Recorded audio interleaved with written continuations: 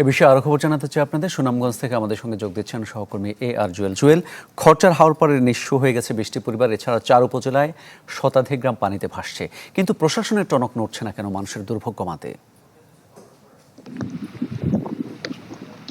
আসলে যদি বলি, গেল কয়েকদিন ধরে সুনামগঞ্জে যে টানা বৃষ্টি এবং পাহাড়ি ঢলে এই পরিস্থিতি সৃষ্টি হয়েছে। এবং যে প্রশ্ন করেছেন যে সুনামগঞ্জের খরচার হওয়ার পরে যে বাড়িগুলো আসলে গেল কয়েকদিন ধরে আসলে তারা এই পানির সাথে সংগ্রাম করছে।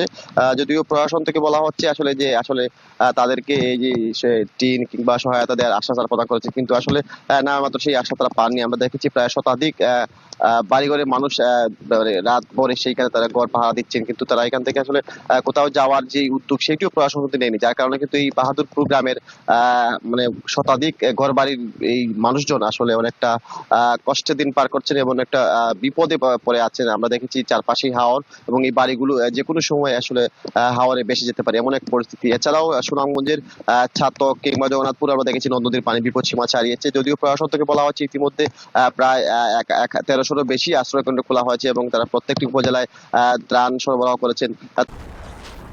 হিউস্টনে রকিং টেস্টি, সীমানা ছাড়াও নিজেকে হারাও।